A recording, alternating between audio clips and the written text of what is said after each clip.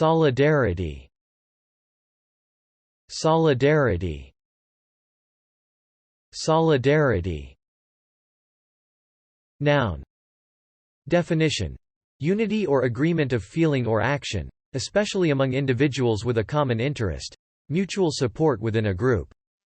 Example: factory workers voiced solidarity with the striking students.